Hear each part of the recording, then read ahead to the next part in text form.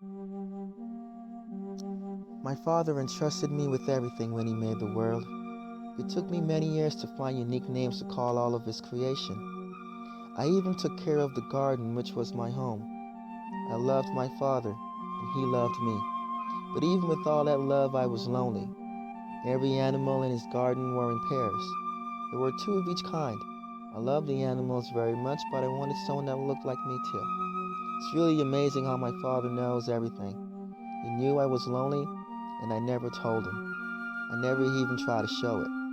I may have been asleep for days, months, years. Who knows?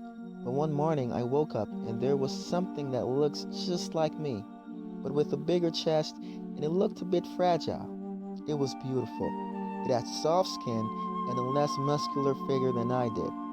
I realized it was the female version of myself, like all the other animals. She had a womb, but was still a man, as the Lord referred to me as beside my name. She was bone of my bone and flesh of my flesh. My father gave her to me as my helper, and I called her Eve, a woman. Maybe I've forgotten to tell you the most important thing, but God our Father gave us specific commands that He wanted us to follow. We were allowed to eat of all the food from almost all the trees that were in the garden. We're even allowed to eat the animals, too. But He told me not to eat of the tree of the knowledge of good and evil, or we would surely die. For many years we lived happily, me, my wife, and God. That is, until that faithful day. Me and my wife were really close to the animals, and we talked to each other. We had that kind of ability. It came a certain time period in which we were really close to the serpents, one in particular. At that time, I didn't notice who was pulling the strings. The serpent was quite clever. Every day he would pass by and tell us good stories about the tree that God told us not to eat. The temptation was great, and every day we just wanted to taste it even more. I was standing right beside my wife when it happened. I knew I should have stopped her. I knew. But I wanted to eat it as much as she wanted to eat it too. We fooled ourselves, trying to run on the edge of what God told us not to do. Most of the conversation went like, God told us not to eat it. Licking is not eating. Touching is not eating. Smelling is not eating.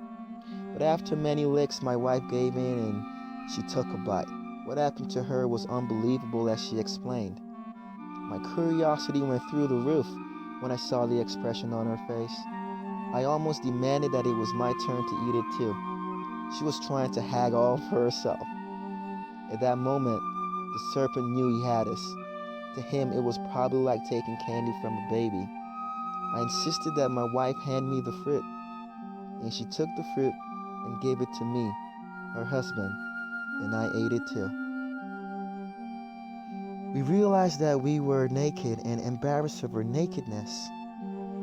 Noticed a lot of different things and felt new emotions that was more like the dark of night and not the day. We then realized what we had done and knew it wouldn't be good when Dad came back to the garden.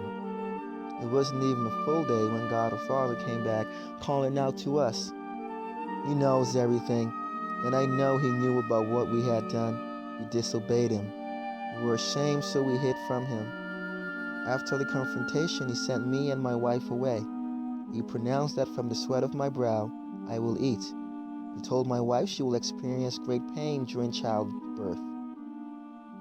And the serpent was cursed to crawl and eat dust. The days of the garden was beautiful. I know we wouldn't get to go back. My wife gave birth to her beautiful son, and I called him Cain. My name is Adam, and I am the first man.